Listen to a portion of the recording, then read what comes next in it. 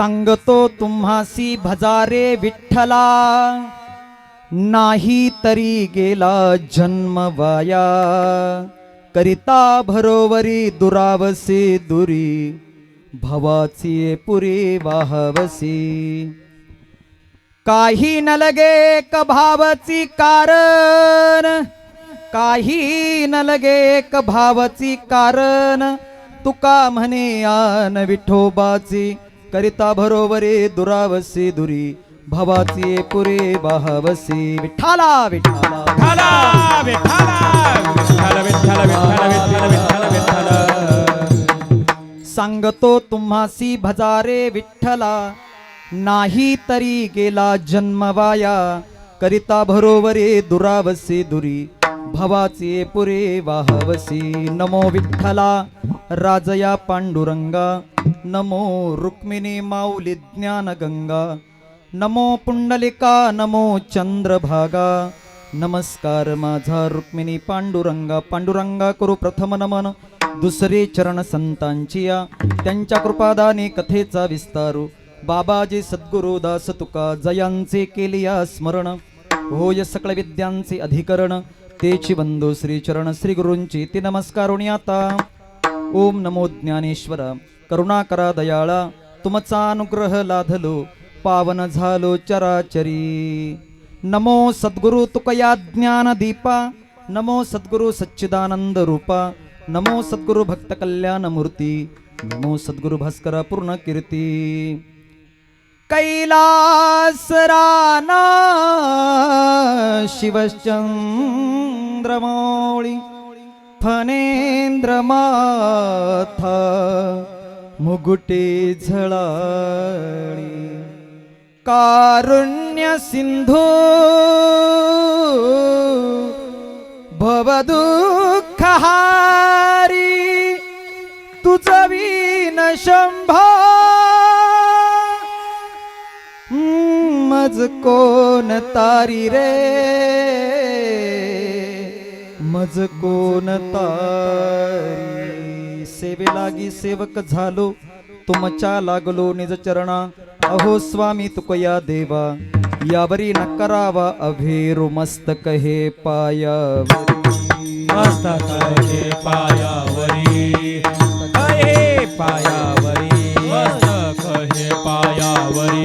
वार करे संताचा, वार करे संताचा, हो वार करे संताचा, वार करे संताचा, या वार करी संताचा, वार करे संताचा. मस्तक हे पायावरी, वार करी संताचा, वार करी संताचा, वार करी संताचा.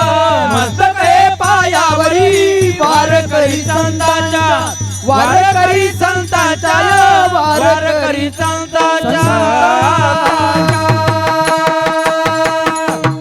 मस्तक हे पायावरी, या वारकरी संतांच्या.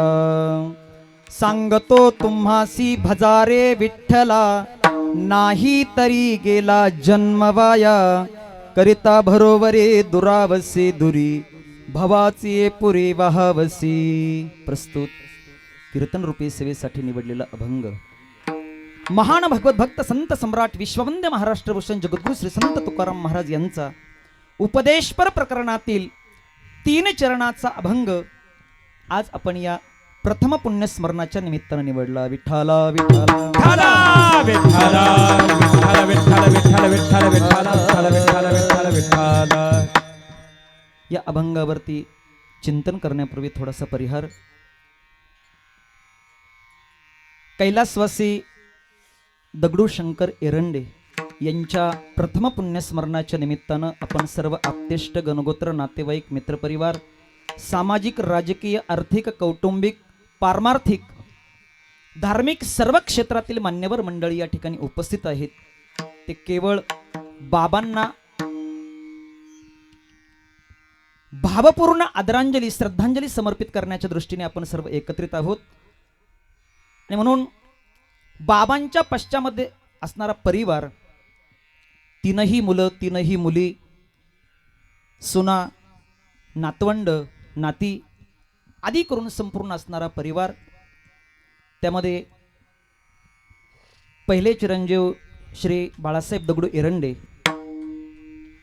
दुसरे माझे वडील श्री भानुदास दगडू एरंडे, त्याचप्रमाणे रामदास दगडू एरंडे, तीनही मुलं आणि तीनही मुली, त्यामध्ये मंदाबाई भास्कर गोरडे, त्यानंतर चंद्रकला उत्तम उगले आणि यशोदा दिलीप उगले, या तीनही मुली. त्याचप्रमाणे बाबांचे नातू शुभम असेल, ओंकार असेल, संतोष असेल, संदीप असेल, त्याचप्रमाणे नाती कल्पना असेल, सुवर्णा असेल, त्याचप्रमाणे सुजाता आणि प्रियंका, या नाती. आणि त्यापैकी एक राहिला तो नातू जो तुमच्या समोर उभा आहे. या ठिकाणी अतिशय 4 महिन्यापासून ज्या महाराजांची आपण तारीख घेतली होती या वर्षश्राद्धासाठी, ते शिवानंद महाराज शास्त्री अतिशय आतुरतेने त्यांची वाट पाहत होतो. शेवटी 11 वाजले पण महाराज काही उपस्थित झाले नाही. महाराजांचा फोन आला, म्हणे माझी गाडी फेल झाली, तुम्ही माझी वाट न पाहता मला तुमच्यापर्यंत येण्यासाठी कमीत कमी 1-1.5 वाजू शकतो, म्हणून तुम्ही तुमच्या पद्धतीने कार्यक्रम करून घ्या. मग मी विश्वनाथ महाराजांना म्हटलं, महाराज तुम्ही कीर्तन करा. विश्वनाथ महाराजांनी सांगितलं, आईच्या वेळेस मीच केलं होतं. आजींचं पाठीमागच्या वर्षी वर्षश्राद्ध झालं, त्या वर्षश्राद्धाला महाराजांचं कीर्तन होतं. अनिल महाराजही कीर्तन करा. अनिल महाराजांना म्हटलं, महाराज तुम्ही करा. म्हटले, महाराज मी आता पॅन्टीवर आहे, मी काही कीर्तन करू शकत नाही. म्हणून इथे सगळे हे कीर्तनकार आहे. अनिल महाराज आहेत ज्यांनी सुंदर पहिली चाल गायली.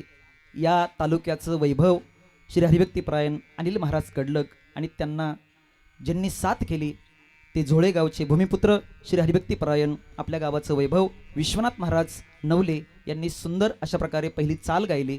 म्हणून दोघांनाही विनंती केली, पण ते म्हटले, महाराज आजोबा तुमचे, आजोबांची सेवा तुमच्याकडनंही घडली पाहिजे, म्हणून तुम्ही या ठिकाणी उभा राहा आणि कीर्तन करा. म्हणून या ठिकाणी मी उभा आहे. त्याचप्रमाणे या कीर्तनासाठी ज्यांची सत्संगत आपल्याला लाभते, मृदंगावरती साथ करणारे श्री हरिभक्तीपरायण संगमेन अकोले तालुक्याचं मृदंगाचं वैभव श्री हरिभक्तीपरायण निलेश महाराज काळे, त्याचप्रमाणे आमचे आरोटे अण्णा या ठिकाणी गाण्यासाठी आहे. त्याचप्रमाणे आपल्या गावातील संपूर्ण भजनी मंडळ, आमचे मारुती बाप्पा, त्याचप्रमाणे रामनाथ बाबा, त्याचप्रमाणे कनोलीवरनं या ठिकाणी जालिंदर भाऊ वरपे हेही आलेले आहे.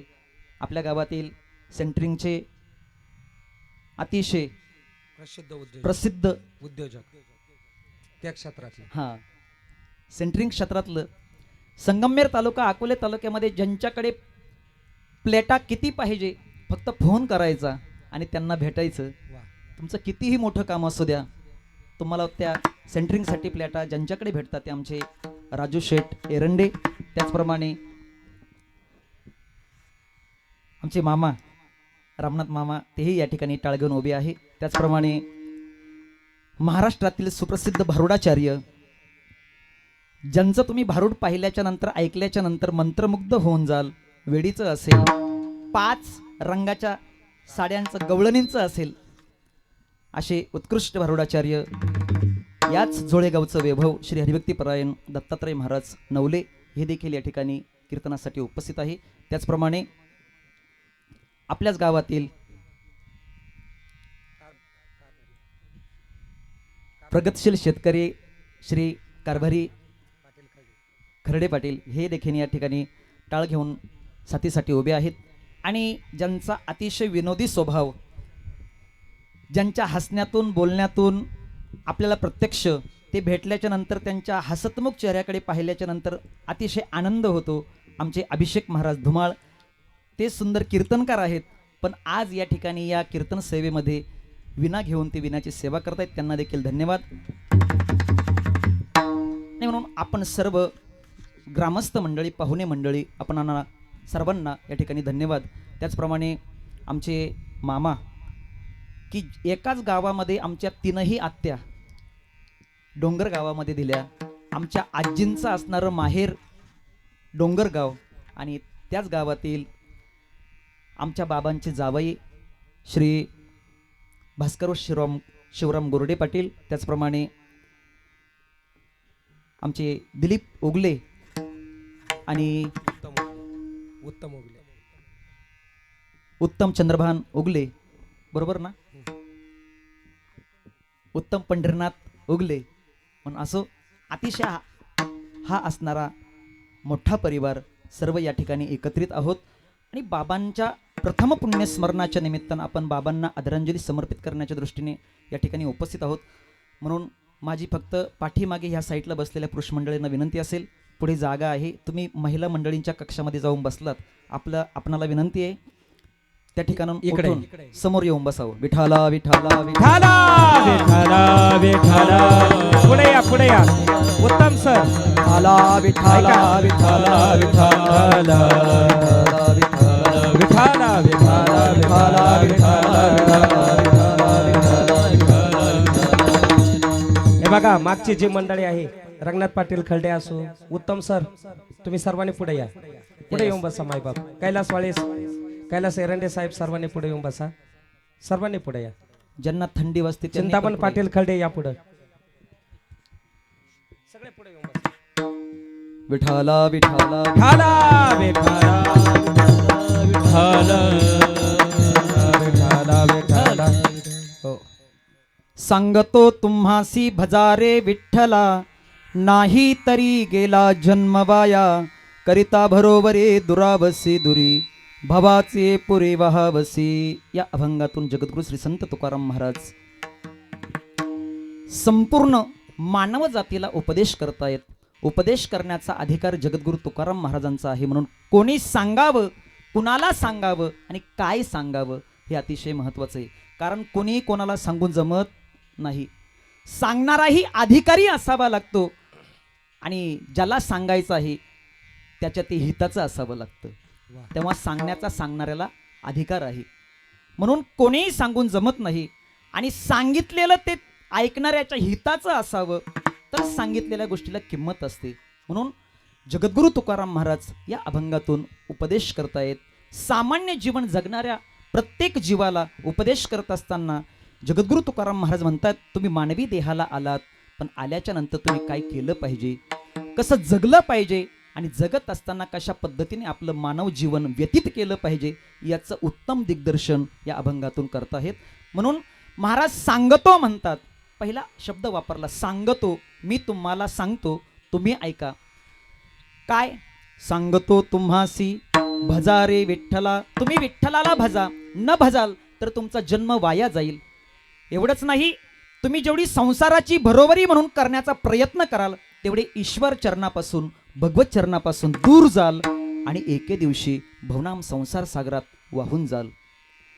ईश्वर प्राप्तीसाठी एक भावच कारणीभूत आहे, त्याच्याशिवाय तो भगवान परमात्मा प्राप्त होऊ शकत नाही.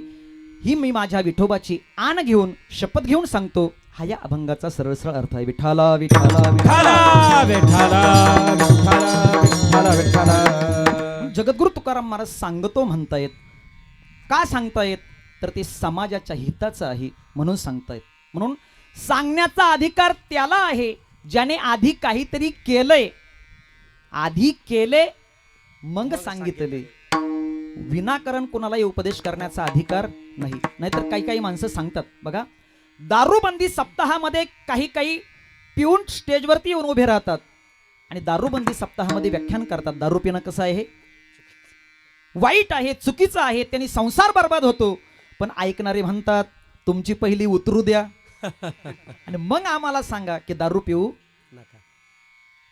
म्हणजे सांगणाऱ्याचा अधिकार असावा लागतो, तेव्हा ते सांगणं ते त्याच्या ऐकणाऱ्याच्या हिताचं ठरतं. म्हणून सांगण्याचा अधिकार त्यांना आहे ज्यांनी आधी केलंय आणि ते देखील सांगत असताना अनुभवाले अंगात जगा देत असे, या जगा देत असे, जगा देत असे.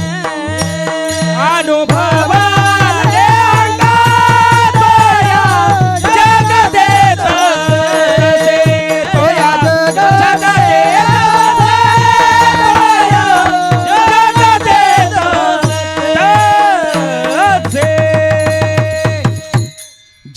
तुकाराम महाराजांनी अगोदर अनुभव घेतला, त्या गोष्टी करून पाहिल्या आणि मग जगाला उपदेश करण्यासाठी प्रवृत्त झाले. म्हणून जगद्गुरु तुकाराम महाराजांना सांगण्याचा अधिकार आहे, इतर कोणाला सांगण्याचा अधिकार नाही. म्हणून जगद्गुरु तुकाराम महाराज प्रत्येक वेळेला आपल्याला सांगतायत, तुम्हाला जीवन जगत असताना उत्तम पद्धतीने जर जीवन जगायचं असेल तर तुम्ही कशा पद्धतीने जीवन व्यतीत केलं पाहिजे. संतांचा आदर्श घेऊन, संतांचं हिताचं सांगितलेलं ऐकून जर आपण जीवन जगलात तर तुम्हाला तुमच्या जीवनामध्ये कुठेही मार्गाने वाटचाल करत असताना अडथळा येणार नाही. म्हणून संत ज्या मार्गाने गेले त्या मार्गाने आपण गेलं पाहिजे. मार्ग दाऊनी गेले आधी दयानिधी संत ते. संत महात्म्यांनी हा मार्ग आपल्याला दाखवला, म्हणून आपण त्या मार्गाने गेलं पाहिजे. म्हणून जगद्गुरु तुकाराम महाराज सांगतो म्हणतात. जगद्गुरु तुकाराम महाराजांना सांगण्याचा अधिकार आहे म्हणून सांगतात, आणि ज्या जगाला सांगतात ते जगाच्या हिताचं आहे म्हणून ते सांगतात. आणि हिताचं सांगण्यासाठी जगद्गुरु तुकाराम महाराज वैकुंठाहून खाली आले. आम्ही वया कोंठावासे आलो याची कारणासे, आलो याची बोलिले जे रोसे, बोलिले जे रोसे. सात भावे वरतया झाडो संताचे मार्ग, झाडो संताचे मार्ग. सात भावे वरतया झाडू संताचे मार्ग, संताचे मार्ग. आम्ही वाया कोंठावासी अनयाची कारणाचे, बोलिले जे रोसी सच भावे वरताया. याची कारणाचे, बोलिले जे रोसी सच भावे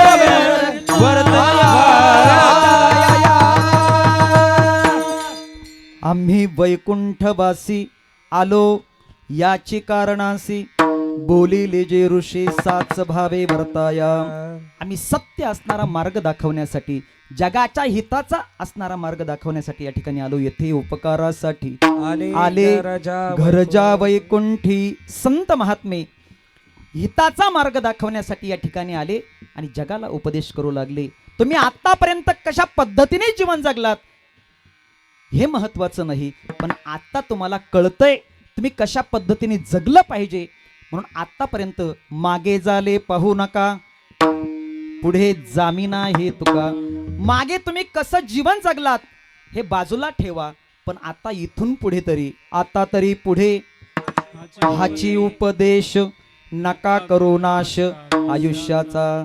सकळांच्या पाया माझे दंडवत, आपुलाले चित्त शुद्ध करा. जगद्गुरु तुकाराम महाराज म्हणतायत, मी तुमच्या पायाला दंडवत घालतो, पण मी सांगतोय तो मार्ग अतिशय सुखकर आहे. तो तुम्ही जर ऐकला तर तुमचं जीवन सुखी झाल्याशिवाय राहणार नाही. आणि सुखी जर व्हायचं असेल तर संतांच्याच मार्गाने आपल्याला जावं लागेल. संत महात्मे हे जगाला मार्ग दाखवण्यासाठी या ठिकाणी आले. बघा, सूक्ष्म असणारे मार्ग जगद्गुरु तुकाराम महाराजांनी मोडकळीस आणले आणि राजमार्ग आपल्या समोर ठेवला. मोडोनिया वाटा सूक्ष्म दोस्त केला राज्यभार चाले ऐसा. अतिशय असा सुंदर मार्ग आपल्यासाठी संत महात्म्याने आपल्या समोर ठेवला. त्या मार्गाने आपण चाललं पाहिजे. म्हणून जगद्गुरु तुकाराम महाराज विनंती करतायत, आपल्या पाया पडतायत. नवे नवे पायाला लागले. लागोनिया पाया विनवितो तुम्हाला, करे टाळी बोला मुखी नाम. विठ्ठल विठ्ठल मना वेळो वेळा, हा सुख सोहळा स्वर्गी नाही. हा अतिशय गोड असणारा सुख सोहळा फक्त या मृत्यूलोकातच आहे. म्हणून तर स्वर्गातले देव देखील या ठिकाणी येण्याची इच्छा करतात. स्वर्गीचे अमार इच्छिताती देवा, स्वर्गीचे अमार इच्छिताती देवा. मृत्यूलोकी बाबा जन्मा जन्मा, मृत्यूलोकी बाबा जन्मा. स्वर्गीचे अमर इच्छिता ती देवा स्वर्गीचे अमर इच्छिता ती देवा मृत्यू लोके वावा जन्मावा मृत्यू लोके वावा जन्मावा स्वर्गीचे अमर इच्छिता ती देवा स्वर्गीचे अमर इच्छिता ते देवा स्वर्गीचे अमर इच्छिता ते देवा स्वर्गीचे अमर इच्छिता ते देवा स्वर्गीचे अमर इच्छिता ते देवा स्वर्गीचे अमर इच्छिता ते देवा मृत्यू लोके व्हावा जन्मावा मृत्यू लोके व्हावा जन्मा स्वर्गीचे अमर इच्छिता ती देवा स्वर्गीचे अमर इच्छिता ती देवा मृत्यू लोके व्हावा जन्मा मृत्यू लोके व्हावा जन्मा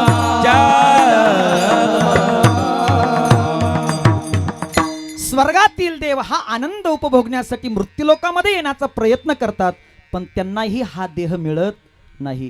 का मिळत नाही? त्यांची इच्छा असताना देखील हा देह त्यांना मिळत नाही. त्याचं कारण आहे, या असणाऱ्या मनुष्य जन्माला येण्यासाठी पाप आणि पुण्य ह्या दोनही गोष्टी कशा असाव्या लागतात? समान असाव्या लागतात, सारख्या असाव्या लागतात. तेव्हाच आपल्याला या मृत्यूलोकात जन्म मिळतो. एकनाथ महाराज भागवतात सांगतात, सुकृत दुष्कृत समान समी तै पावी जे कर्मभूमी तेची पडे जे विषमी ते स्वर्गी कायिका नरकी. जास्तीत जास्त पुण्य केलं तर तुम्हाला स्वर्गाची प्राप्ती होते. जास्तीत जास्त तुमच्याकडनं न कळत पाप घडून गेलं तर तुम्हाला नरकाला गेल्याशिवाय पर्याय नाही. आणि ज्या वेळेस पाप आणि पुण्य या दोनही गोष्टी समान होतात त्याच वेळेस आपल्याला या मृत्यूलोकामध्ये जन्म भेटतो. म्हणून आपल्याला भगवंताने आता हा असणारा शेवटचा जन्म आहे. आतापर्यंत आपण 84 लाख योनी फिरत आलो. आता हा शेवटचा जन्म आहे. शेवटची पाळी एक मनुष्य जन्म आणि चुकली या वर्म फेरा पडे. आता जर आपल्याकडनं वर्म चुकलं तर पुनरपि जननम पुनरुपी मरण पुनरपि जननी जठरे शयनम इह संसारी खलु दुस्तारी कृपया पादे पाहि मुरारी भज गोविंदम भज गोविंदम भज गोविंदम मूढमते. शास्त्रकारांनी सांगितलं, शंकराचार्य म्हटले, तुम्ही आता जर भगवान परमात्म्याला शरण नाही गेलात, तुम्ही तुमचा उद्धार करून घेतला नाही, आता तुम्हाला हा शेवटचा जन्म भेटलाय. हे मानवी जन्मातील जंक्शन स्टेशन आहे. या जंक्शन स्टेशनवरतून तुम्हाला स्वर्गालाही जाता येतं. तुम्ही म्हणाल आम्हाला स्वर्ग नको, आम्हाला नरकालाच जायचं. नरकाला देखील जाता येतं, पण ते कोणाच्या हातात आहे? आपल्या हातात. जसं जंक्शन स्टेशनवरती गेल्याच्या नंतर आपण ठरवायचं आपल्याला कुठल्या गावाला जायचं, तसं मनुष्य देहाला आल्याच्या नंतर आपण ठरवायचं आपल्याला वैकुंठाला जायचं, नरकाला जायचं की स्वर्गाला जायचं. म्हणून जो आनंद स्वर्गात नाही, जो आनंद नरकात नाही, नवे नवे वैकुंठात नाही, तो आनंद या असणाऱ्या मृत्यूलोकामध्ये आहे. म्हणून संत महात्मे देवादिक या मनुष्य जन्माची अपेक्षा करतायत. इहलोकीचा हा देह देव इच्छिता ती पाहे, धन्या मी जन्मा आलो, दास विठोबाचे झालो. आम्ही खरोखर आम्हाला नरदेह प्राप्त झाला. कारण सर्व गोष्टी आपल्याला पुन्हा पुन्हा मिळतील, पण मनुष्य जन्म पुन्हा मिळेलच असं सांगता येत नाही. बघा, एक एक योनी कोटी कोटी फेरा मग लागे बारा मानवाचा मग लागे बारा मानवाचा एक एक योनी कोटी कोटी फेरा मग लागे बारा मानवाचा मग लागे बारा मानवाचा. एक एक योनी कोटी कोटी फेरा. एका एका योनीमध्ये आपल्याला कोटी कोटी वेळा फिरावं लागतं. 84 लाख योनी, 84 गुणिले 1 कोटी, सरकीत झालं. गणितच सापडायचं नाही आपल्याला.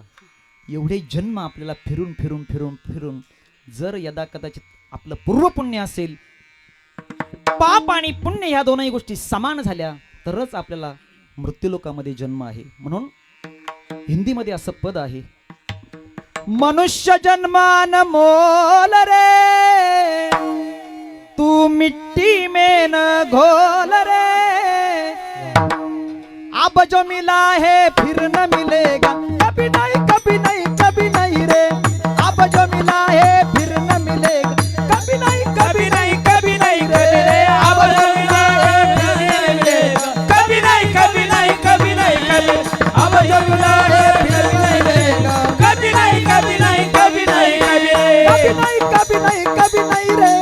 वाह मनुष्य जन्म अनमोल रे तू मिट्टी में न घोल रे, अब जो मिला है फिर न मिलेगा कभी नाही कभी नाही कभी. आता आपल्याला मनुष्य जन्म मिळालाय, यानंतर मिळेलच असं सांगता येत नाही. कोण कुठल्या जन्माला जाईल हे सांगता येत नाही, आणि तुमची आणि माझी पुन्हा भेट होईलच असंही सांगता येत नाही. म्हणून आलेल्या मानवी जन्माचं सार्थक करायचं असेल तर भगवान परमात्म्याला आपण शरण गेलं पाहिजे. मनोनी शरण जावे सर्व भावे देवासी, सर्व भावे देवासी, सर्व भावे देवासी.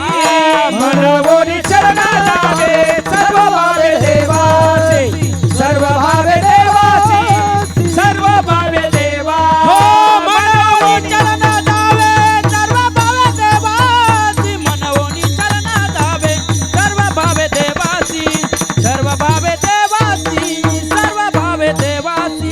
मनोनी शरण जावे सर्व भावे देवासी, सर्व भावे देवासी, सर्व भावे देवासी, सर्व भावे देवासी, सर्व भावे देवासी. म्हणवनी शरण जावे सर्व भावे देवासी. त्या भगवान परमात्म्याला आपण शरण गेल्याशिवाय या जन्म आणि मृत्यूच्या एरझारीतून आपली सुटका होणार नाही. म्हणून भगवान परमात्मा स्वतः सांगतायत की जो मला शरण येईल त्याचंच जन्म आणि मरण मी निवृत्त करील. जो मज होय अनन्य शरण त्याचे निवारी मी जन्म मरण, या लागी शरणागता शरण्य मेची एको. स्वतः भगवान परमात्मा सांगतायत जो मला शरण येईल त्यालाच मी पहिलं तीराला, म्हणजे संसार हा सागर आहे आणि त्या सागरातून तरुण जाणं इतकं सोपं नाही.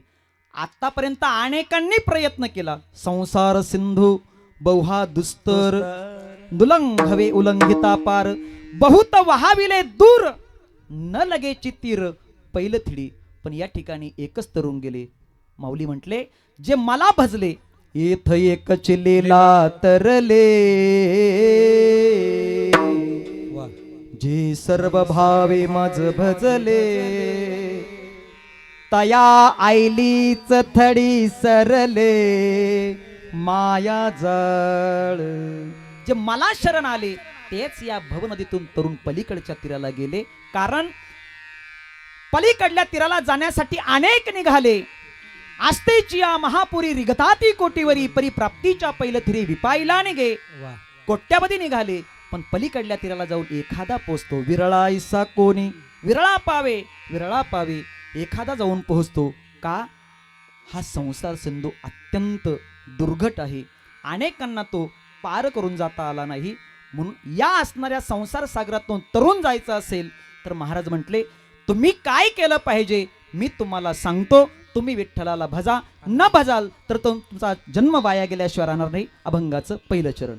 सांगतो तुम्हासी भजर विठ्ठल. वाह सांगतो तुम्हासी भजर विठ्ठल. सांगतो तुम्हासी भजर विठ्ठल.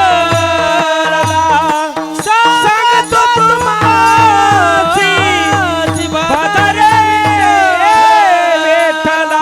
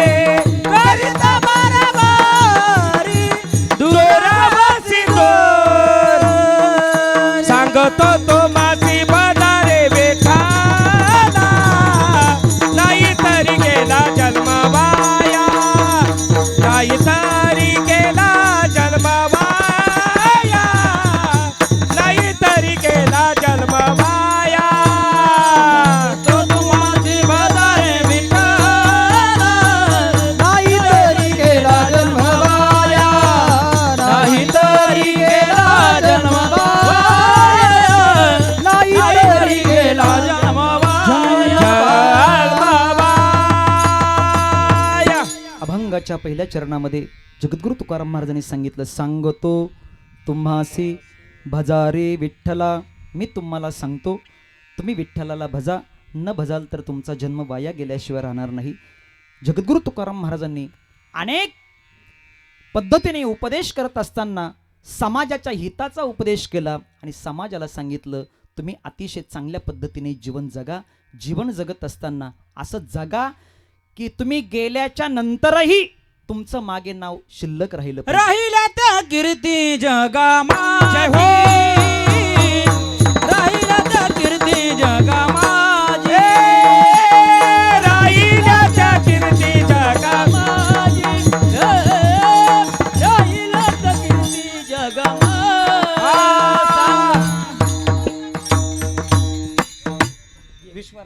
गेले दिगंबर ईश्वर विभूती, राहिल्या त्या कीर्ती जगामाजी. ज्ञानेश्वर महाराज, तुकाराम महाराज आदी करून सर्व संत या जगतातून निघून गेले. ज्ञानेश्वर महाराजांना 750 वर्ष पूर्ण होऊन गेले, तरी देखील ज्ञानोबरायांचं नाव मागे शिल्लक राहिलं. याला कारण काय असेल तर समाजाने केलेला अत्याचार ज्ञानोबरायांनी सहन केला, पण तरी देखील ज्ञानोबराय त्यांच्याबद्दल कधी वाईट बोलले नाही. का तुम्ही असं वाचले ज्ञानेश्वरीमध्ये, त्यांच्या अभंगामध्ये, त्यांच्या एखाद्या ओळीमध्ये त्यांनी असं लिहिलंय की आळंदीतल्या ब्रह्मवृंदाने मला इतका त्रास दिला, असं कुठे ऐकलंय, लिहिलंय? नाही. नाही का? संत महात्म्यांचं जीवन असतं. तुका म्हणे तोची संत सोसी जगाचे आघात. जगाने आघात केल्याच्या नंतरही ते कुणावरती रागवत नाही, पण जगाच्या कल्याणाचा मार्ग सांगून जातात, त्यांना म्हणावं संत. बघा, ज्या विसोबा खेचरांनी आळंदी क्षेत्रामध्ये, आत्ताच आपण 8 दिवसापूर्वी आळंदी क्षेत्राची वारी करून आलो. ज्ञानोबरायांचा संजीवन समाधी सोहळा आपण उपभोगला आणि वारकरी मंडळी ज्याच्या त्याच्या घरी परत आले. बघा, ज्ञानोबरायांना ज्या विसोबा खेचरांनी आळंदी क्षेत्रामध्ये भिक्षा मागू दिली नाही, त्याच असणाऱ्या विसोबा खेचरांना ज्ञानोबरायांनी असा अधिकार प्राप्त करून दिला की त्यांना नामदेव महाराजांचं गुरु केलं. कुणाचं? नामदेव महाराजांचं. नामा म्हणे खेचर पायी भेटी झाली सर्वा ठाई. त्या विसोबा खेचरांना नामदेव महाराजांचं गुरु केलं. हे कोण करू शकतात? ते फक्त संतच करू शकतात. ज्ञानोबरायांच्या ताकद सांगत असताना, अहो ज्यांच्या द्वारामध्ये सुवर्णाचा पिंपळ आहे, अंगामध्ये रेड्याला बोलवण्याची ताकद आहे, ते ज्ञानोबराय काय करू शकत नाही? करील ते काय नोव्हे महाराज. ज्ञानोबरायांनी ठरवलं असतं त्या विसोबा खेचरांची राख करायची. अहो जे ज्ञानेश्वर महाराज पाठीचा तवा करून त्या पाठीच्या तव्यावरती जठराग्नीच्या साह्याने मांडे बाजू शकतात, त्या ज्ञानोबरायांनी तप्त तापलेल्या तेजाने त्या डोळ्यांनी जर विसोबा खेचरांकडे पाहिलं असतं, त्याच क्षणी विसोबा खेचरांची राख झाली असती. झाली असती का नाही? ज्ञानोबरायांचा हा अधिकार, पण ज्ञानोबरायांनी तसं केलं नाही. ज्ञानोबरायांनी श्रीगुरूंकडे, देवाकडे मागत असताना पसायदानामध्ये म्हटलंय की असे लोक जगतातून नष्ट होऊ नये, तर त्यांच्या वागण्यातला वाकडेपणा जावा. जे खळांची व्यंकटी तया सत्कर्मिरती. त्यांच्या जीवनातला वाकडेपणा जावो आणि त्यांची सत्कर्मामध्ये प्रवृत्ती हो, हेच श्रीगुरूंकडे आणि देवाकडे मागत असताना मागितलं. पण जगाच्या उद्धाराचा मार्गच संत महात्मे श्रीगुरूंकडे आणि देवाकडे मागत असतात. म्हणून जीवन असं जगायचं की आपण गेल्याच्या नंतर हे आपलं मागे नाव शिल्लक राहिलं पाहिजे. उत्तमची उरे कीर्ती माझे. म्हणून मी सांगत असतो, असंच जगायचं की जगताना आपल्यालाही आनंद मिळाला पाहिजे आणि आपल्यापासून जगाला देखील आनंद मिळाला पाहिजे. नाहीतर काही माणसं जन्माला येताना आईला त्रास, जन्माला येताना ते सुईची येतच नाही, आडवी आईचं ते ऑपरेशनच करावं लागतं आणि ऑपरेशन करून त्याला पोटातून बाहेर काढावं लागतं. जन्माला येताना आईला त्रास, मोठं होत असताना गल्लीतल्या मुलांना त्रास. एवढ्यावरती ते थांबत नाही आणि मोठं झाल्याच्या नंतर संपूर्ण गावाला त्रास. असा एखादा त्रास देणारा जर असेल गावात आणि तो जर गेला तर गाव देवाचे आभार मानतात. देवा बरं झालं हे आमच्या गावातून घाण गेली, देवाचे आभार मानतात. अहो आपण मरावं, अशी प्रार्थना देवाकडे लोकांनी करू नये. आणि जर असं प्रार्थना लोक जर करत असतील तर आपण जास्त दिवस जगूच नाही. बरोबर आहे की नाही? म्हणून संत महात्म्यांनी जीवन जगत असताना जगाच्या उद्धाराचा मार्ग सांगितला. आणि जगाच्या उद्धाराचा मार्ग सांगत असताना संत महात्मे सांगतायत तुम्ही अतिशय चांगल्या पद्धतीने जीवन जगा.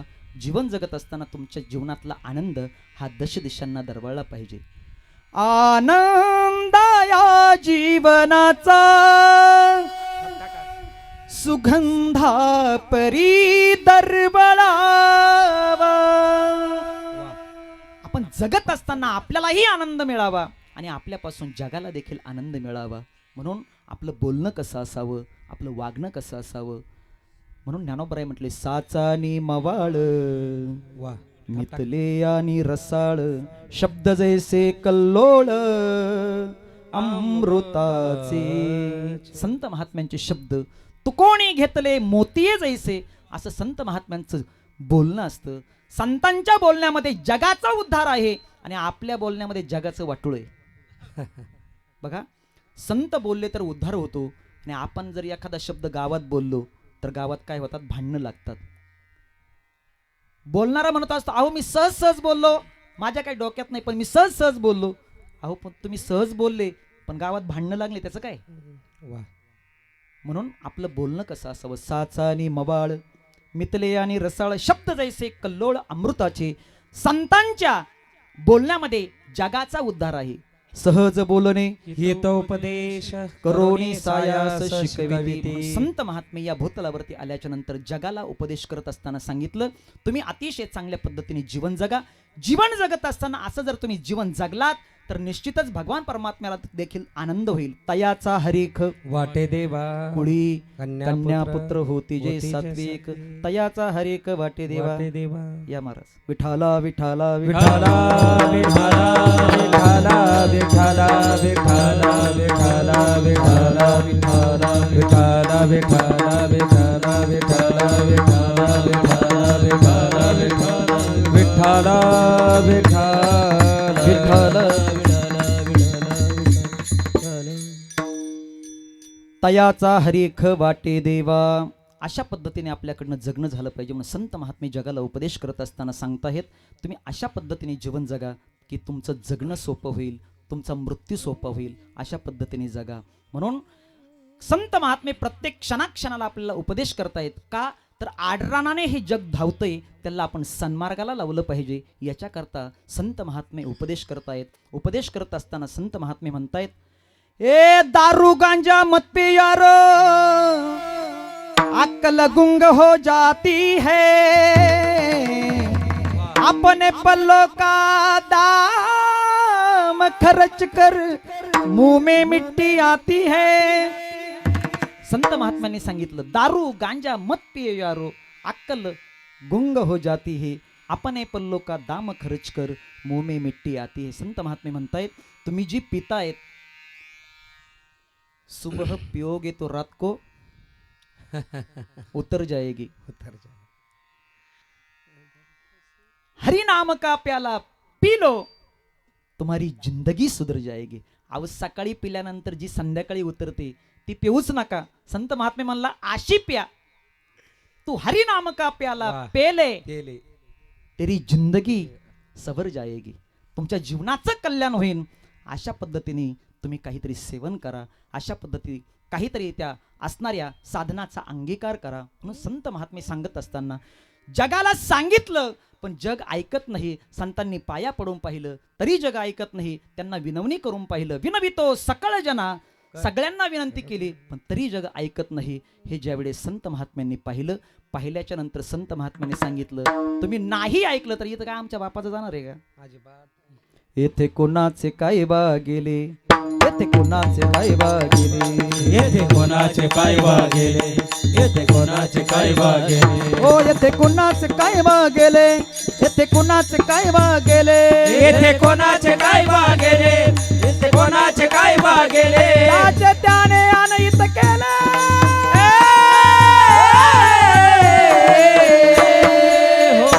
येथे कोणाचे काय बा वाह, गेले जय हो. येथे कोणाचे काय बा गेले येथे कोणाचे काय बा गेले येथे कोणाचे काय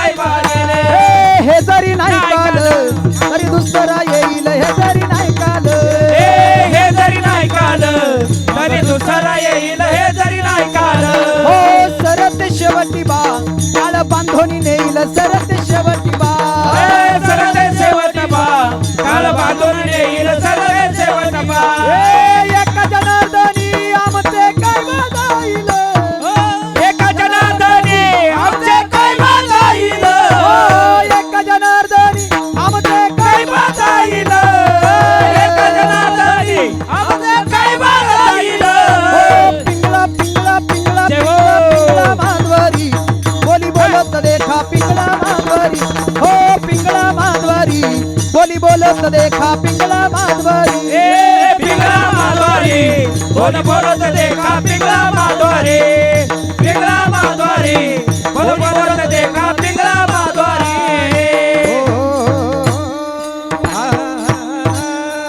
संत महात्म्यांनी सांगितलं आम्ही सांगतोय पण तुम्ही ते तुमच्या हिताचं असताना देखील ऐकलं नाही तर येथे कोणाचे काय बा गेले इथं आमच्या काही बापाचं जाणार असं संत म्हटले बरं का आमचं काही जाणार नाही तुमच्याच जीवनाचं तुम्ही अनहित करून बसाल बघा काय झालं एक जण एस टीमध्ये चढला आणि एस टीत चढल्याच्या नंतर कंडक्टरकडनं त्याने तिकीट काढलं तिकीट काढल्याच्या नंतर एस टी सुरू होणार एवढ्या वेळात कंडक्टर आतमध्ये आला आणि सुरू होणार एस टी तेवढ्यात तो शिट्यावरनं उठला आणि उठल्याच्या नंतर खाली उतरला खाली उतरल्याच्या नंतर दरवाजा लावला आणि इतका हसू लागला इतका हसू लागला इतका हसू लागला त्याचा हसणं पाहून त्याचा मित्र पळत आला म्हटले का रे बाबा तू एस टीत बसला होता तिकीटही काढलं पुन्हा खाली उतरला आणि तू हसतोय का म्हटलं काही नाही झालं मी त्या कंडक्टरला फसिलं काय म्हटलं मी त्या कंडक्टरला फसवलं म्हटले तू त्या कंडक्टरला फसवलं तिकीट कोणी काढलं तू काढलं तू कोणाला फसवलं तू कंडक्टरला नाही फसवलं तू फसला म्हणजे आपण नरदेहाची तिकीट काढली आपण आता नरदेहातही आलो पण संत महात्म्यांनी सांगितलं ते साधन आपण त्याचा अंगीकार केला नाही तर आपलं पण तसंच म्हणून येथे कोणाचे काय बा गेले इथं संत महात्म्यांचं काही जात नाही जातं ते आपलं वाटुळं होतं ते आपलं होतं म्हणून संत महात्मे तडतडीनं सांगतायत सांगतो तुम्हासी भजारी विठ्ठला नाही तरी गेला जन्मवाया मी तुम्हाला सांगतोय तुम्ही विठ्ठलाला भजा हे तुम्हाला करण्यायोग्य साधन आहे हे साधन तुम्ही करत असताना या साधनाचा जर तुम्ही अंगीकार केला नाही तर तुमचा जन्म वाया गेल्याशिवाय राहणार नाही म्हणून जीवनाची सार्थकता त्यात आहे त्या भगवान परमात्म्याला शरण जाण्यामध्ये त्या भगवान परमात्म्याला पाहण्यामध्ये तुका म्हणे जन्मा आल्याचे सार्थक विठ्ठलची एक देखील या त्या भगवान परमात्म्याला आपण पाहिलं की आपलं जीवन धन्य झाल्याशिवाय राहत नाही कृतकृत्य झालो इच्छा केली ते पावलो अशा पद्धतीने संत महात्मे म्हटले तुम्ही त्या भगवंताला भजलं पाहिजे बघा हा असणारा वर्ष श्राद्धाचा विधी देखील का करायचा संत महात्म्यांनी सांगितलं संत महात्मे आपल्याला मार्ग दाखवून गेले त्या मार्गाने आपण जाणं आपलं कर्तव्य आहे का करायचा वर्ष श्राद्धाचा विधी म्हटले काही नाही आमच्या गावातल्या पाटलाने अतिशय मोठ्या उत्साहाने मोठे कीर्तनकार बोलावले 51,000 रुपये महाराजांना दिले आणि महाराजांना दिल्याच्या नंतर महाराज आले अतिशय काय ते अन्नदान काय ते ज्ञानदान काय ते महाराजांचं काय पाकिट असे महाराज आणि अतिशय सुंदर प्रकारे कार्यक्रम झाला म्हणून एकाने पाहिलं म्हटले पाटलाने काय कार्यक्रम केला पाटलाच्या पुढे मी करू शकतो पाटलाने फक्त 1-1.5 लाख खर्च केला मी 4-5 लाख खर्च करतो पण कार्यक्रमच करून दाखवतो कोणाच्या जोरावर असं आहे का नाही नाही संत महात्म्यांनी सांगितलं हा विधी का करावा याला शास्त्र आहे शास्त्राने सांगितलं म्हणून पिंड पदावरी दिला आपुले करी माझे झाले गयावर्जन फिटले पितरांचे ऋण आपल्या वाडवडिलांच्या ऋणातून उत्तीर्ण होण्यासाठी त्यांच्या उपकारातून उत्तीर्ण होण्यासाठी आपल्याला हे असणारं वर्ष श्राद्धाचा विधी करावा लागतो नाहीतर कोणी एकाने केलं म्हणून आपण करायचं हे योग्य नाही बघा महिला मंडळी शास्त्रकाराने एक श्लोक सांगितला गतानुगतिके लोके न लोक परमार्थिकः वालुका लिंग मात्रेन कथम मे ताम्रभाजनम एक जण पंढरपूरला गेला आणि पंढरपूरला गेल्याच्या नंतर सोबत जोडीदार नेला नाही, काही नाही, आणि म्हणून हातामध्ये तांब्या होता आणि तांब्या घेऊन गेल्याच्या नंतर त्या ठिकाणी तो म्हणला आता मला ओल्या वस्त्राने स्नान करायचं. काठावरती तांब्या ठेवला, पुढे 2-4 पावलं टाकले आणि त्याला आठवण झाली की पंढरपूर जसं देवासाठी प्रसिद्ध आहे तसं पंढरपूर तुम्हाला माहिती आहे चोरांसाठी देखील प्रसिद्ध आहे. आपला तांब्या जाग्यावरती राहील असं सांगता येत नाही, म्हणून त्याने काय केलं, वाळूचा खड्डा खोदला आणि त्या खड्ड्यामध्ये तांब्या ठेवला, वरती वाळू लोटून दिली आणि तिकडनं आल्याच्या नंतर आपल्याला ओळख म्हणून कुठे आपण तांब्या गाडला याच्यासाठी त्याच्यावरती भगवान शंकराची पिंड तयार केली, वाळूची पिंड तयार केली आणि तो स्नानाला गेला. गेल्याच्या नंतर इकडे प्रकार असा घडला, 2-3 ट्रॅव्हल्स भरून माणसं आले आणि माणसं आल्याच्या नंतर त्या ठिकाणी उतरल्याच्या नंतर तेही स्नानासाठी निघाले, पण जात असताना त्यांनी ते वाळूचं लिंग पाहिलं. काय पाहिलं? वाळूचं लिंग पाहिलं. लिंग पाहिल्याच्या नंतर त्यांना वाटलं पंढरपूर क्षेत्राचा हा काहीतरी विधी असावा की आंघोळीला जाण्याच्या अगोदर भगवान शंकराची पिंड तयार करावी लागते वाळूची आणि मगच आंघोळीला जावं लागतं. म्हणून गाडीतून उतरलेल्या प्रत्येक भाविकांनी काय केलं, पिंड तयार करायची, मगच आंघोळीला जायचं. अशा 3 ट्रॅव्हल्स किती पिंडी तयार झाल्या? 150 पावणे 200 धरून चला. आपण काय करायचं, आपल्याला जायचं नाही, पाहायचं नाही. म्हणून ते स्नानाला निघाले आणि ते स्नानाला गेल्याच्या नंतर पण ज्याने तांब्या पुरून ठेवला होता, भगवान शंकराची पिंड तयार केली, लिंग तयार केलं होतं, तो स्नान करून आल्याच्या नंतर त्याने पाहिलं एका पिंडीच्या किती पिंडी झाल्या. त्याला आश्चर्य वाटलं. तो प्रत्येक ती वाळूची पिंड उकरून पाहायचा, पण त्याचा काही त्याला तांब्या सापडला नाही. हे याच्याकरता सांगितलं की कोणीतरी एकाने केलं आणि त्याचं आपण त्याच्याकडे पाहून आपण तशा पद्धतीने वागणं, याला म्हणायचं गतानुगतिके लोके न लोक पारमार्थिक वालुका लिंग मात्रेन कथम्मे ताम्रभाजनम. अशा पद्धतीने जर आपण जीवन जगलो तर जगद्गुरु तुकाराम महाराज म्हटले, आंधळ्याच्या पाठी लागले आंधळे, धाव घातली मागे पुढे. आता एक आंधळा पुढे चालला आणि पुढे चालल्याच्या नंतर बाकीचे आंधळे म्हटले, हो तुम्हाला जरा कळतंय, आम्हाला तुमच्या सोबत येऊ द्या. ते म्हणे मग धरा माझ्या मागून. अशा 10 आंधळ्यांनी एकाच्या पाठीला असं धरलं. पुढं चालणारा कोण होता? आंधळाच होता. आता मला सांगा, जो पुढं चालणारा आंधळा आहे तो जर पुढे जाऊन एखाद्या खड्ड्यात पडला तर बाकीचे त्याला ओढतील का? नाही. बाकीच्यांनाही दिसत नाही आणि त्यालाही दिसत नाही. म्हणून पंथ पुढीलासी चालता न कळे, मागीलांनी डोळे उघडावे. म्हणून हा असणारा विधी थोरांनी केला, देवादिकांनी केला, संत महात्म्यांनी केला, म्हणून आपण हे करायचं. म्हणून किंवा बघा, एकदा असं घडलं, महिला मंडळी वटपौर्णिमेच्या दिवशी लिंबाच्या झाडाला दोरा गुंडाळला जाते, बरोबर आहे ना? चुकलं का? वडाच्या झाडाला दोरा गुंडाळायला जात्या.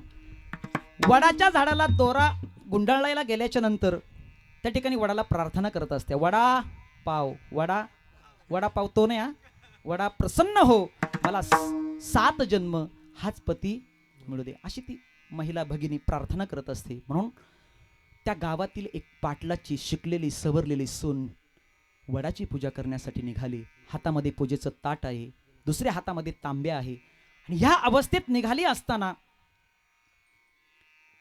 अनेक अंतर काटून पुढे गेली आणि पुढे गेल्याच्या नंतर जवळजवळ वडही अगदी जवळच्या अंतरावरती आहे आणि अशा वेळेस तिच्या पाठीला काय आली? खाज आली. खाज आपल्या संगमनेरी भाषेमध्ये तिला काय म्हणतात? वाचका आला.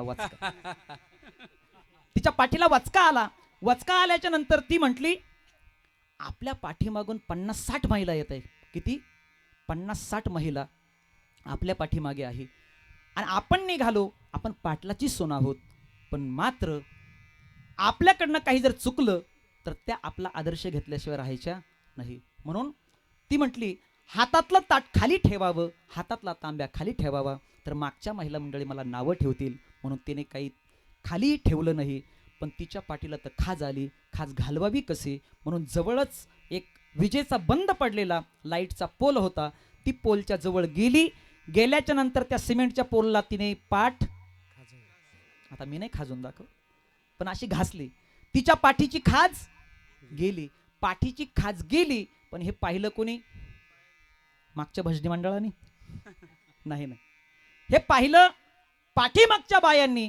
त्या पाठीमागच्या बायांनी विचार केला की 2023 मध्ये वडाची पूजा करत असताना काही नवीन नियम लागू झाले की काय, म्हणून तिने पाठ घासली. तिच्या पाठीची खाज गेली. ती पुढे गेली, वडाची पूजा केली, वडाला डोरा गुंडाळला. पण ज्यांनी पाहिलं होतं ती प्रत्येक जण यायची आणि प्रत्येक जण आल्याच्या नंतर काय करायची? पाठ घाल. पोलला पाठ घासायची, मगच दोरा गुंडाळायची. मला सांगा आता यात काही तथ्य आहे का? नाही. म्हणून कोणी एकाने केलं म्हणून आपण करायचं असं नाही. तर हा असणारा विधी शास्त्राने आपल्याला सांगितला, संत महात्म्यांनी सांगितला, देवादिक्कांनी या असणाऱ्या विधीचं पालन केलं, म्हणून आपणही तो विधी करावा.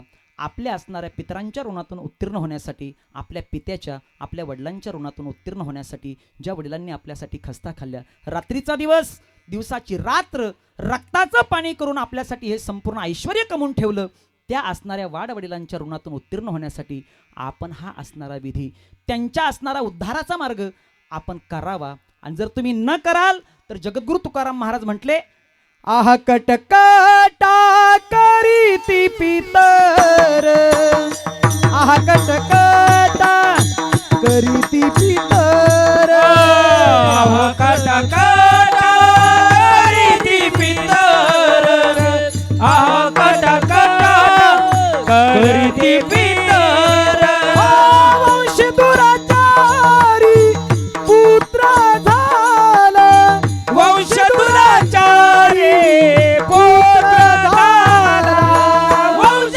दुराचारी पुत्र झाला, वंश दुराचारी पुत्र झाला, आह कटकटा करती पितर, आह कटकटा करती पितर, आह कटकटा करती पितर, आह कटकटा करती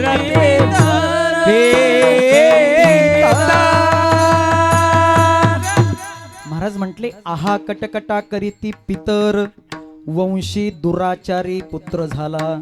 तुम्ही जर वाड वडिलांच्या उद्धाराचा मार्ग आपण जर केला नाही, त्यांचं असणारं वर्षश्राद्ध, पिंडदानादी विधी जर केला नाही, तर ते असणारे पितर तुम्हावरती संतुष्ट होत नाही, तर ते कटकटा बोट मोडतात. कुठनं?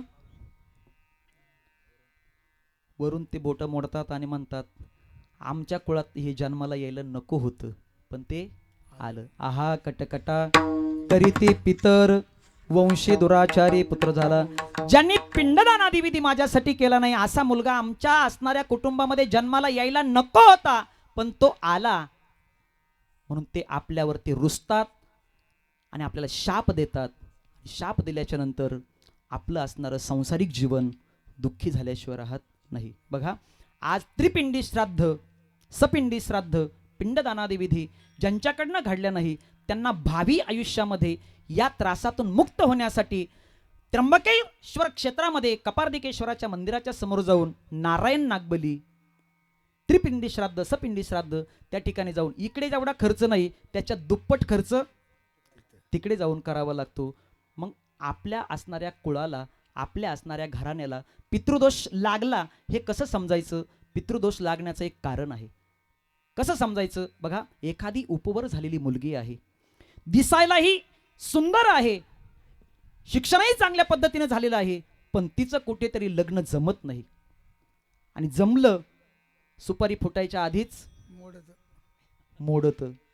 समजून चालायचं, आपल्या घराण्याला काय लागला? कलंक. कलंक नाही, पितृदोष लागला. म्हणून या पितृदोषातून मुक्त होण्यासाठी आपण हा विधी करावा. आपल्याकडनं हे घडलंच पाहिजे. म्हणून आपण जर वर्षश्राद्धाचा विधी अतिशय शास्त्राने सांगितल्याप्रमाणे भूदेवांच्या हस्ते ब्राह्मणांना बोलून मंत्र उच्चाराच्या घोषामध्ये प्रतिमेचं पूजन, पिंडदानादी विधी आपण संपन्न केला, ज्ञानदान, अन्नदान, वस्त्रदान, द्रव्यदान या संपूर्ण गोष्टी आपण जर केल्या तर पितर ते आपल्यावरती संतुष्ट होतात आणि वरतून आपल्याला आशीर्वाद दिल्याशिवाय राहत नाही. तुका मने पितृ आशीर्वाद देती तुका मने पितृ आशीर्वाद देती तुका म्हणे पितृ आशीर्वाद देते. तुका म्हणे पितृ आशीर्वाद देते. ओ कल्याणाई ती वावे दया तुका मने पितृ आशीर्वाद देती तुका मने पितृ हो आशीर्वाद देती तुका म्हणे पितृ आशीर्वाद देते. तुका म्हणे पितृ आशीर्वाद देते. तुका म्हणे पितृ आशीर्वाद देती कल्याण इच्छिती भावी तया. आपल्याकडनं हा अतिशय श्रद्धेने विश्वासाने निष्ठेने हा विधी घडला तर निश्चितच आपले पूर्वज आपल्यावरती संतुष्ट होऊन आपल्याला आशीर्वाद दिल्याशिवाय राहत नाही. तुमचं कल्याण हो, शुभम भवतु कल्याणम, अशा पद्धतीचा आशीर्वाद गेलेले पितर आपल्यासाठी दिल्याशिवाय राहत नाही. म्हणून तुका म्हणे पितृ आशीर्वाद देती कल्याण इच्छिते भावे तया. म्हणून हा विधी करावा म्हणून संत महात्म्यांनी सांगितलं आणि संतांनी सांगितलेला मार्ग आपल्यासाठी प्रियकर आहे, रुचकर आहे आणि त्या मार्गाचा अवलंब आपण करावं आणि त्याच मार्गाने आपण जावं. तेनेची पंथे न पडे गुंता कोठे काही. संत महात्म्यांना संपूर्ण गोष्टींचं त्रिकालदर्शी हे संत महात्मे असल्या कारणाने त्यांना भूत भविष्य आणि वर्तमानाचं ज्ञान असल्यामुळे त्यांना काय केलं पाहिजे, काय सांगितलं पाहिजे याचं परिपूर्ण ज्ञान होतं. म्हणून संत महात्मे सांगताहेत आणि सांगत असताना महाराज म्हटले, सांगतो तुम्हासी भजारे विठ्ठला. तुम्ही जर त्या भगवान परमात्म्याला न भजाल तर तुमचा जन्म वाया गेल्याशिवाय राहत, तुमचा जन्म वाया गेल्याशिवाय राहणार नाही. बघा, जी गोष्ट ज्या कामासाठी आणली ती गोष्ट त्या कामासाठी न वापरणं म्हणजे ती गोष्ट कशी काय होणं, वाया जाणं. बघा, आमच्या सूरजदादांनी अतिशय सुंदर साऊंड सिस्टम या ठिकाणी लावली. लावल्याच्या नंतर सुंदर असा 3,500चा माझ्यासमोर 440चा माईक आहे, बरोबर. त्या माईकचं काय काम आहे, सुंदर प्रकारे आवाज देणं, पण तो चालू कीर्तनातच बंद पडला. तर माईक काय झाला,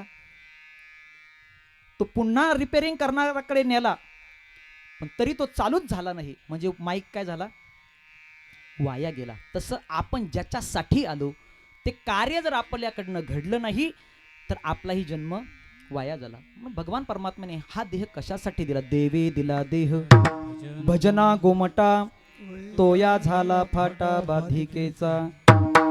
आउट हात का मानव देह अल्लाह ने तुझ दिया.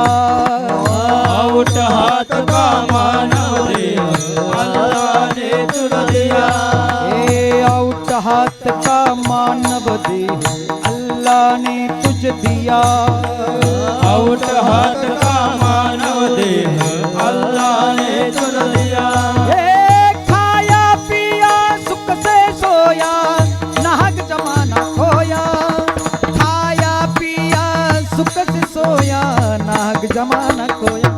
भजमन नारायण भजमन नारायण भजमन नारायण भजमन नारायण भजमन नारायण भजमन नारायण भजमन नारायण भजमन नारायण.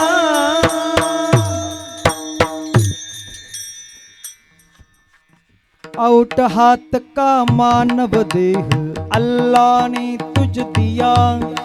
खाया पिया सुख से सोया नाहक जमाना खोया. ओ खाया पिया सुख से सोया नाग जमाना खोया भज मन नारायण भज मन नारायण. भगवंताने आपल्याला हा देह भजनासाठी दिला, पण आपण त्याचा भजनासाठी न वापर करता आपण कशासाठी वापर केला त्याचा? महाराजांनी सांगितलं ना, कबीर महाराजांनी, खाया पिया सुख से सोया नाग जमाना खोया. खाया पिया रे सुख से सोया नाग जमाना खोया भज मन नारायण भज मन नारायण. ज्याच्यासाठी दिला आपण त्याच्यासाठी त्याचा वापर केला पाहिजे. बघा, भगवंताने आपल्याला इतका सुंदर देह दिला, किती सुंदर. आपल्याला संपूर्ण अवयव ज्या ठिकाणी पाहिजे त्या ठिकाणी आहे. भगवंताचे आपल्यावरती उपकार आहे. जेने हा जीव दिला दान तयाचे करीन चिंतन. भगवंताने आपल्याला हा देह दिला. बरं, देह देत असताना तुमच्याकडनं काही घेतलं का? तुम्ही जन्माला येताना भगवंताने मागितले काही तुमच्याकडनं? काही तुमच्या अकाउंटवर वरती ट्रान्सफर करा मगच आम्ही तुम्हाला जन्माला घालतो असं नाही.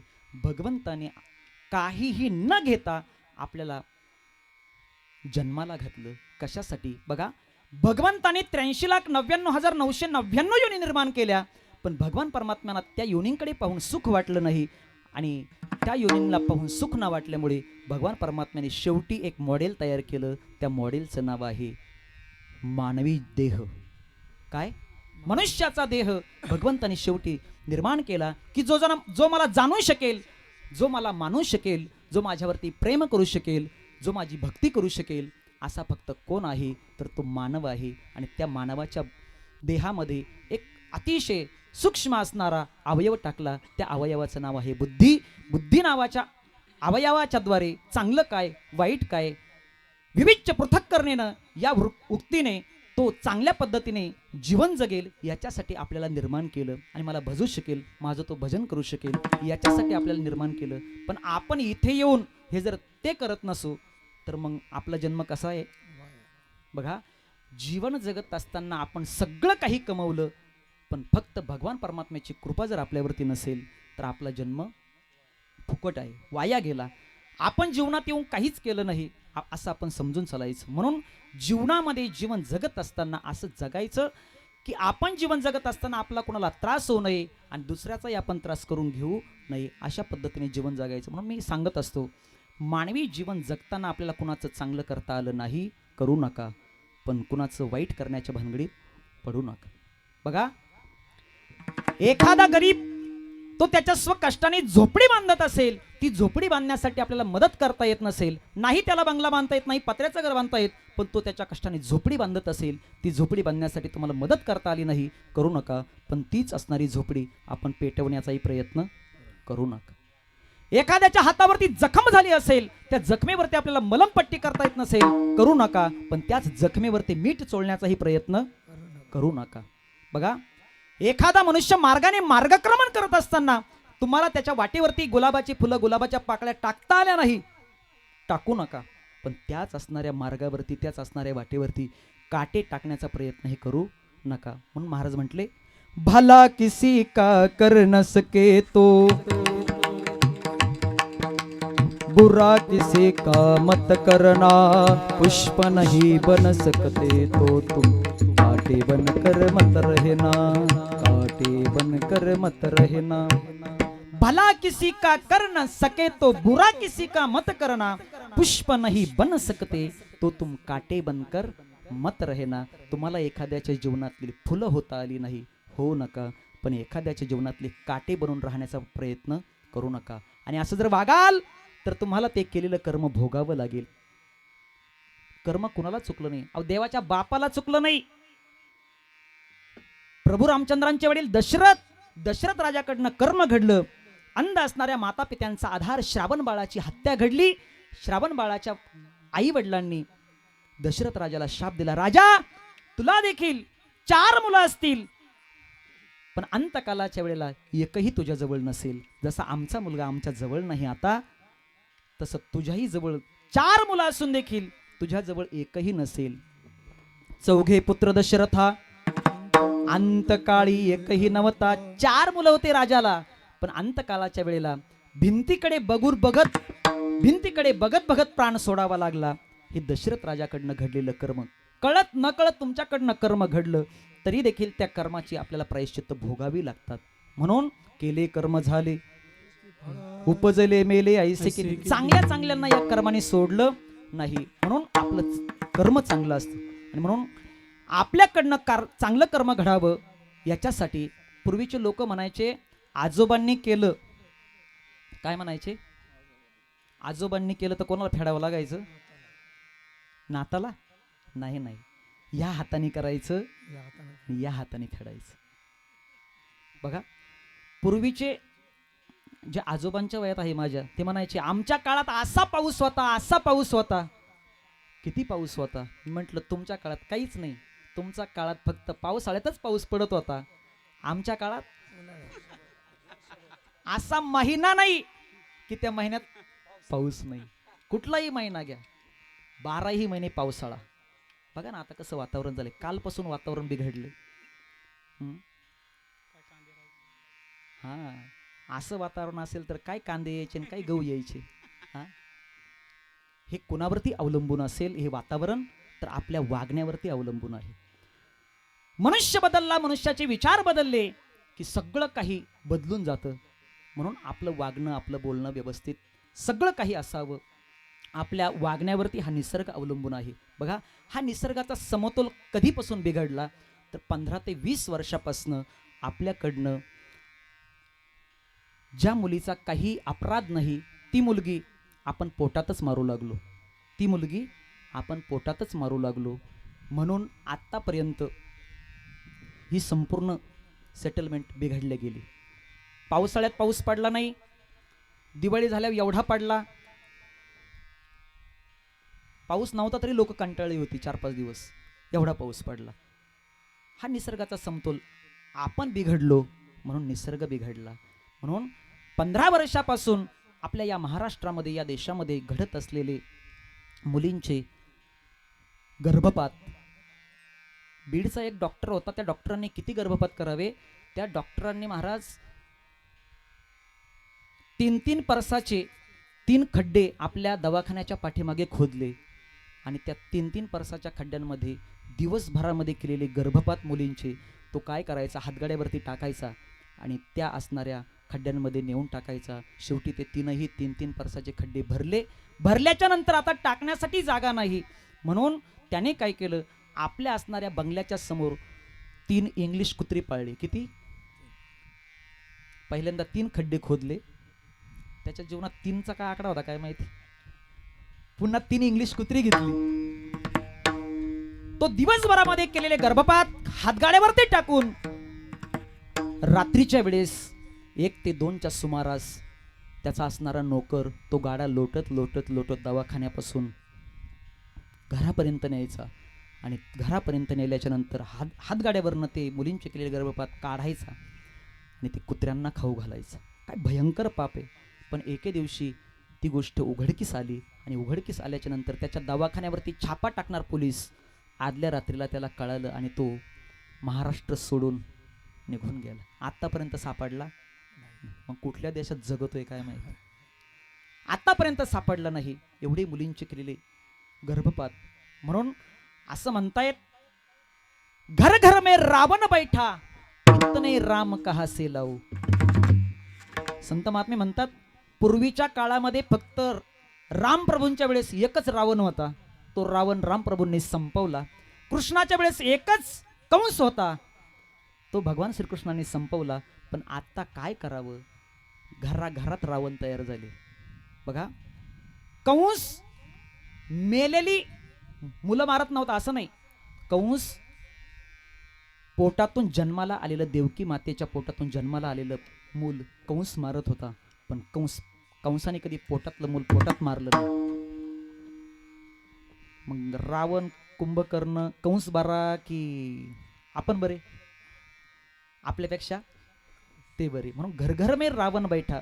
संत महात्मे म्हणले, घराघरात जर रावण आणि कंस तयार झाले मी एवढे रामन कृष्ण आणायचे कुठून?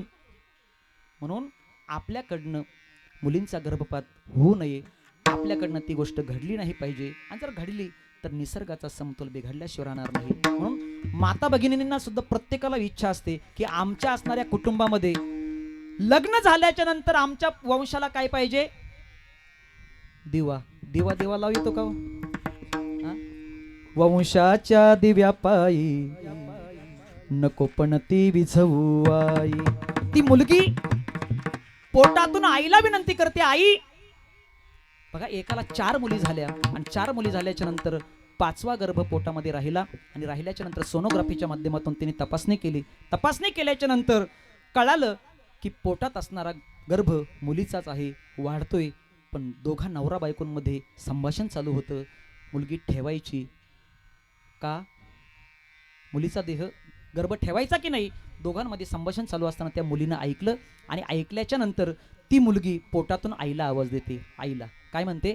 गर्भ बोलतो त्या मातेला, जाऊन सांगाई माझ्या पित्याला, मारू नको मजला आई, येऊ दे मला जन्माला. नाही तुला काही मागणार, कष्ट करून आई मी पोट भरणार. ढस ढस रडते बाळ पोटाला, दया येऊ दे आई तुला, आई येऊ दे मला जन्माला. आई आई आई. अशा आकांत आवाजामध्ये ती मुलगी आईला आवाज देते, पण तरी आई ऐकत नाही. आणि आई जे करायचं आहे ते केल्याशिवाय राहत. ती मुलगी म्हणते, 9 महिने 9 दिवसान झाली जग बघण्या घाई, वंशाच्या दिव्यापायी नको पण ते विझवू आई. वंशाच्या दिव्यापायी नको पण ते विझवू आई. उद्या तुझ्या गर्भाची चाचणी होणार ग, मुलगी आहे म्हणून सारे नाक मुरडणार ग. माझ्या चिमुकल्या कानांना, माझ्या चिमुकल्या कानांना तुझी कुजबुज ऐकू ये. वंशाच्या दिव्यापायी नको पण ते विझवू आई. वंशाच्या दिव्यापायी नको पण ते विझवू आई. बघा, ती असणारी मुलगी विनंती करते, पण तरी देखील ती आई म्हणते, आम्हाला मुलीची गरज नाही, आम्हाला काय पाहिजे? मुलगा. कशाला? वंशाला मुलगा पाहिजे. बघा, मुलगा फक्त 21 कुळांचा उद्धार करतो. मुलगा 21 कुळांचा उद्धार करतो, पण मुलगी जन्माला आल्याच्या नंतर बापाची 21 कुळं आणि लग्न होऊन नवऱ्याच्या घरी गेल्याच्या नंतर नवऱ्याची 21 कुळं, 21 दुने 42 कुळांचा उद्धार करणारी जर कोण असेल तर ती मुलगी आहे. म्हणून टाळ्या वाजवायच्या आहे का? बरं, वाजवा जरा, चांगल्या वाजवा. नाही तर कसं आहे, लग्न लागलं, अक्षदा संपल्या, लगेच लोक टाळा वाजवा. बरं झालं, वाटोळं झालं. आशा नका वाजू. म्हणून असो, ती मुलगी म्हणते आणि ती आई पण ऐकत नाही. ती म्हणते आमच्या वंशाला दिवाच पाहिजे. म्हणून 21 कुळांचा उद्धार करणारा मुलगा आहे आणि 42 कुळांचा उद्धार करणारी जर कोण असेल तर मुलगी आहे. आज प्रत्येक जण, प्रत्येक घरामध्ये चिंतेचं वातावरण आहे. आमच्या असणाऱ्या मुलगा लग्नात आलाय, लग्नाच्या वयाचा झालाय, पण त्याला काय नाही, कुणी मुलगी द्यायला तयार नाही. त्यातल्या त्यात शेतकऱ्याच्या मुलाला तर नकोच मानते. सगळ्यांना कोण पाहिजे? नोकरीवाले. मुलगी कोणाच्या आहे? मुली कोणाच्या? शेतकऱ्याच्या. आणि त्यांना कोण नवरा पाहिजे? नोकरीवाला. विरुद्धार्थी आहे की नाही? म्हणजे आपल्या शेतकऱ्याच्या मुळावरती कोण उठलं? अहो, शेतकरी उठलं म्हणा की, मोकळं बोला जरा. म्हणून आपल्याच मुळावरती उठतंय. म्हणजे आज प्रत्येकाच्या घरात चिंतेचं वातावरण आहे. मुलींची संख्या कमी झाली, मुलांना लग्नाकरता मुली भेटाना. मग प्रत्येक जण म्हणते, महाराज काय करावं, तुम्ही लय फिरता. बघा मग कुठं एखादी असली तर गरीबाची. हा, विश्वनाथ म्हणत्या गरीबाची एखादी लोक म्हणत्यास हा आपल्याला म्हणून असं मुलींची संख्या कमी झाली त्याला हे कारण आहे 15 वर्षापासून आपल्याकडनं घडत असलेले गर्भपात. म्हणून शासनाने सुद्धा हे आता स्कीम हातामध्ये घेतली, बेटी बचावो आणि बेटी पढावो. मुलगी जन्माला आली पाहिजे, मुलगी शिकली पाहिजे, तरच आपलं असणारं भवितव्य अगदी सुखकर आहे. जर मुलगीच जन्माला आली नाही तर आपलं भविष्य देखील धोक्यात आहे. म्हणून मुलगी जन्माला आली पाहिजे. म्हणून मी सांगत होतो आपल्या जीवनातलं कर्म चांगलं असावं आणि कर्म जर चांगलं असेल तर ते कर्म आपल्याला चांगल्या पद्धतीचं फळ दिल्याशिवाय राहणार नाही. म्हणून एक सुंदर भावगीत आहे. जगी जीवनाचे सार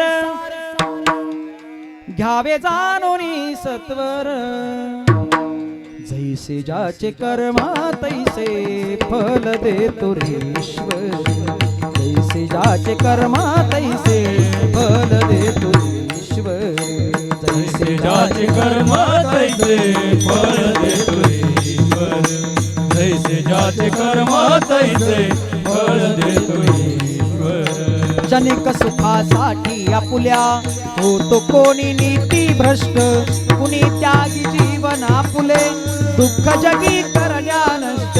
देह करी जे जे काही,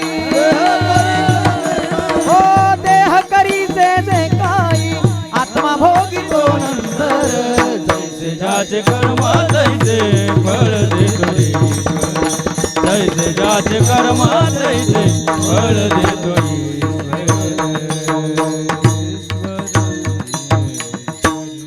आपण जसं कर्म करू त्या कर्मानुसार ते कर्म आपल्याला भोगावं लागतंय. म्हणून संत महात्म्यांनी सांगितलं तुम्ही जसं कर्म कराल ते कर्म तुम्हाला फळ दिल्याशिवाय राहणार नाही. तुमच्या जीवनातलं कर्म हे भगवत समर्पण बुद्धीने असेल, ईश्वर अर्पण बुद्धीने तुम्ही जर कर्म केलं तर ते कर्म तुम्हाला बाधक ठरणार नाही. म्हणून अशा पद्धतीने कर्म करावं की जे आपल्याला अंतकालापर्यंत धोका देणार नाही. अशा पद्धतीचं कर्म आपल्याकडनं घडलं पाहिजे. म्हणून या असणाऱ्या जगतामध्ये जागतिक लेवलचा जर धर्म कोणता असेल तर महाराजांनी सांगितलं बघा, आपण शाळेमध्ये शिकत असताना गुरुजी आपल्याला समोर हात करायला लावायचे आणि म्हणायचे, म्हणा मुलांनो खरा तो एकची धर्म, जगाला प्रेम रे पावी, जगी जे दिनाधिपतीत, जगी जे दिनपद खरीत, तया जाऊन उठवावे जगाला प्रेम रे पावी. खरा तो एकची धर्म, जगाला प्रेम रे पावी. जागतिक लेवलचा धर्म जर कोणता असेल तर माणसाने माणसावरती प्रेम करणं. मी म्हणतो साने गुरुजी म्हटले जगावरती प्रेम अर्पावे, जगाला प्रेम अर्पावे. मी म्हणतो जगावरती जाऊ द्या, अहो ज्या देशात जन्माला आलो आपण भारत देशामध्ये, त्या भारत देशावरती आपण प्रेम केलं पाहिजे. हा देश अतिशय सुंदर, किती सुंदर. आपण 26 जानेवारी 15 ऑगस्टला ऐकतो, आता 26 जानेवारी जवळ आली.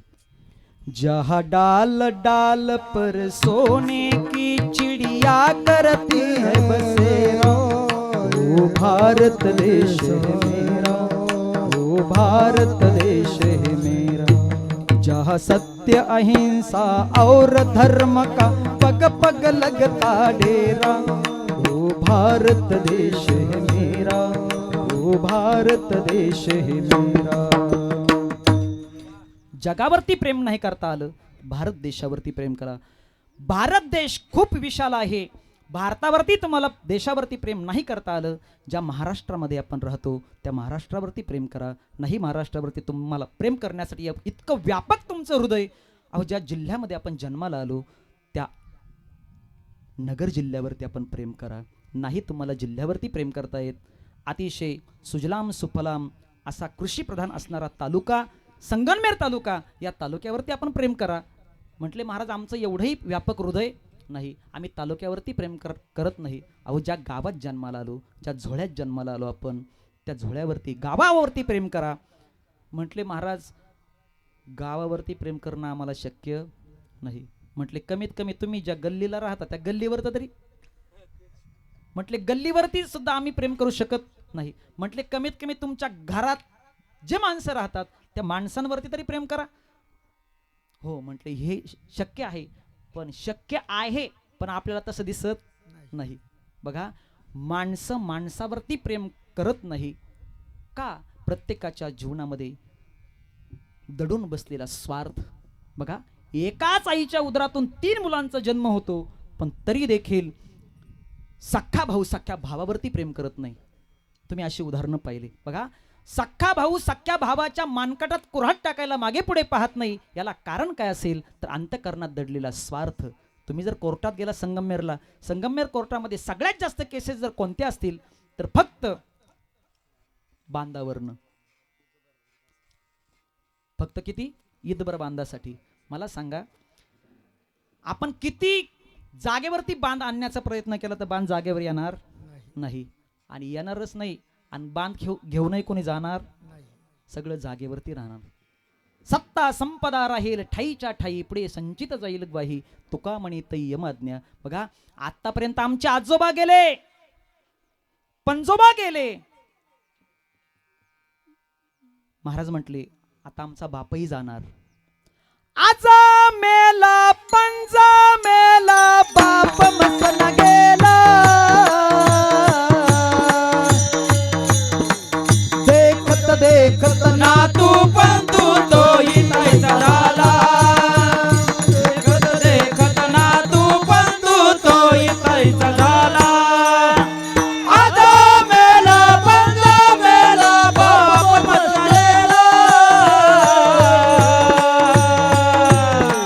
देखत देखत ना तू पण तू तोही नाहीसा झाला. देखत देखत ना तू पण तू तोही नाहीसा झाला. आजोबा गेले, पंजोबा गेले, आमचा बापही त्या मार्गाने जाणार आहे. देखत देखत नातू पण तोही तैसा झाला. आजोबा म्हणत होते हे घर माझे, पंजोबा म्हणत होते हे घर माझे, आमचा बाप म्हणतो हे घर माझे. ते घर त्यांना म्हणत असतं, आजोबाला पंजोबाला ते घर म्हणत असतं तुझ्यासारखे आम्ही आजचे किती वाट लावले, घर सांगत. पण आतापर्यंत मी कोणाचं होऊ शकलो. हा, तुकडोजी महाराज देखील म्हणतात ना, तू म्हणशील घरदार येथेच राहील सार, तू मेल्यावरती तुझं घर गावाच्या बाहेर घेरे घे. हात लावणी नशिबाला तू रडतो ठाई ठाई, संसाराच्या पायी या संसाराच्या पायी. माणसं आतापर्यंत माझं माझं ज्याला म्हणत आले ती एकही गोष्ट त्यांची होऊ शकली नाही, आणि आपल्या अंतःकरणातल्या इच्छा देखील पूर्ण होऊ शकत नाही. म्हणून बघा, रावणासारखा राजा रावण म्हटला माझ्या जीवनातल्या फक्त 3 इच्छा आहे, स्वर्गाला शिडी लावील, खारा समुद्र असणारा गोड करील, आणि सोन्याला सुगंध आणील.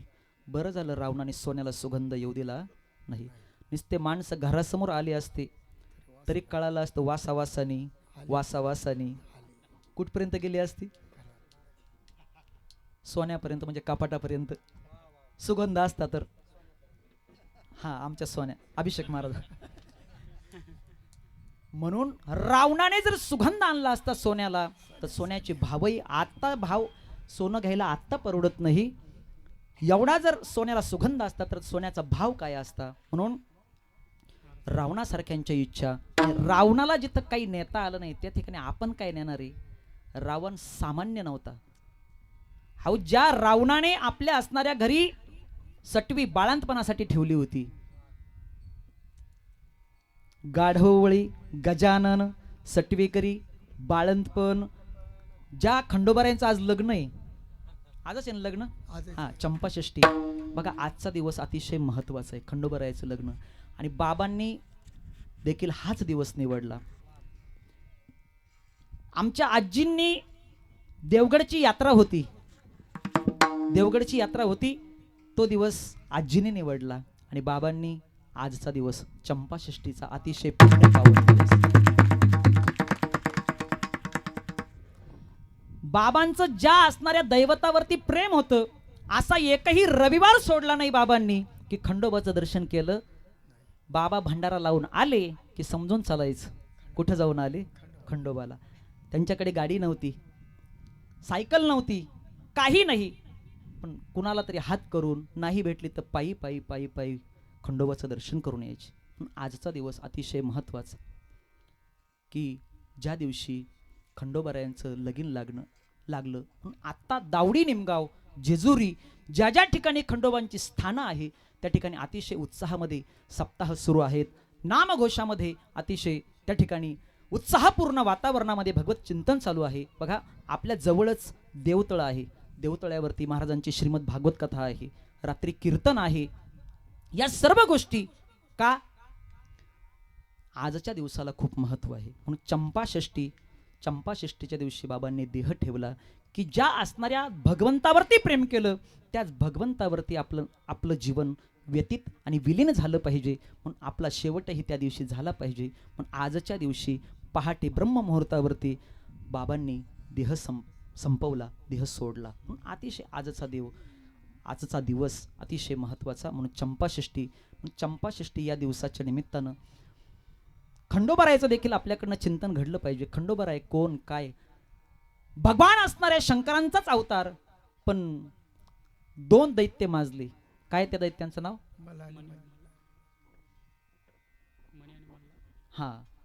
मली आणि मल्ल या असणाऱ्या दैत्यांचा संहार करण्यासाठी खंडोबाने अवताराला यावं आणि अवताराला आल्याच्या नंतर त्या 2 दैत्यांचा संहार करावा.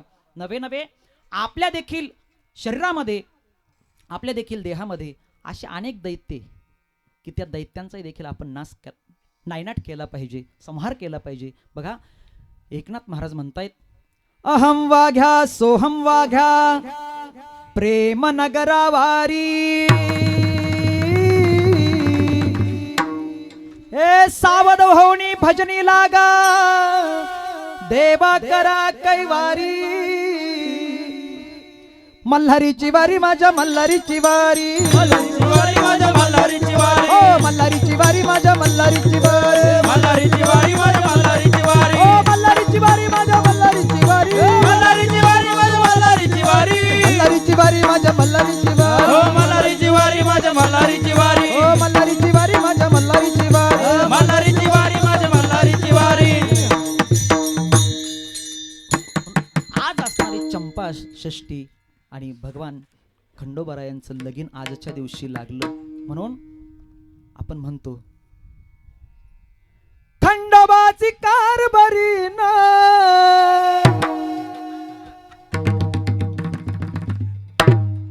झाली बानू धनगरीन. आजच्या दिवसाला फार अनन्यसाधारण महत्व आजचा दिवस बाबांनी निवडला, की ज्या दिवशी भगवान खंडेरायांचं लगीन, भगवान खंडेरायांचा अतिशय उत्साहाने उत्सव ज्या दिवशी केला जातो त्या दिवशी बाबा अनन्य असणारे ज्या खंडोबांचे भक्त त्या दिवशी बाबांनी देह ठेवला. आजचं हे प्रथम पुण्यस्मरण बाबांच्या निमित्तानं आपणा सर्वांना विनंती आहे, आपली वेळ झालेली आहे. सर्वांनी उत्साहाच्या वातावरणामध्ये वरती हात करायचे आणि सर्वांनी भजन करायचं. विठोबार कुमाई, विठोबार कुमाई, विठोबार कुमाई, विठोबार कुमाई, विठोबार कुमाई, विठोबार कुमाई, विठोबार कुमाई, विठोबार कुमाई, विठोबार कुमाई, विठोबार कुमाई, विठोबार कुमाई, विठोबार कुमाई, विठोबार जय जय विठोबार कुमाई, विठोबार कुमाई, विठोबार कुमाई, विठोबार कुमाई, विठोबार कुमाई, विठोबार कुमाई, विठोबार कुमाई, विठोबार कुमाई, विठोबार कुमाई, विठोबार कुमाई, विठोबार कुमाई, विठोबार कुमाई, विठोबार कुमाई, विठोबार कुमाई, विठोबार कुमाई, जय जय विठोबार कुमाई, विठोबार कुमाई, विठोबार कुमाई, जय जय विठोबार कुमाई, विठोबार कुमाई, विठोबार कुमाई, विठोबार कुमाई, विठोबार दुरावसे दुरी भवाचे पुरे वाहवसे काही न लगे एक भावची कारण तुका म्हणे आन विठोबाची करिता भरोवरे दुरावसे दुरी बाबाची पुरे वाहवसी. अतिशय धावत्या वेगामध्ये कीर्तन सुरू व्हायला उशीर झाला. आज ज्यांचं नियोजित कीर्तन होतं ते श्री हरिभक्तीपरायण गुरुवर्य शिवानंद महाराज शास्त्री महाराजांची गाडी फेल झाल्यामुळे महाराज या कीर्तनासाठी पोहोचू शकले नाही. म्हणून महाराजांनी सांगितलं काहीतरी तुम्ही तुमच्या नियोजनानुसार कार्यक्रम करा. महाराजांना देखील फोन लावत होतो, कल्याण महाराजांना, महाराजांचा फोन लागला नाही. विश्वनाथ महाराजांना म्हटलं तुम्ही कीर्तन करा, ते तयार झाले नाही. अनिल महाराज होते, अनिल महाराज म्हटले मी पॅन्टीवरती आलो म्हणून मलाही करता येत नाही, म्हणून या ठिकाणी मला उभं राहावं लागलं. आणि खरोखर काय बाबांचीच इच्छा असावी.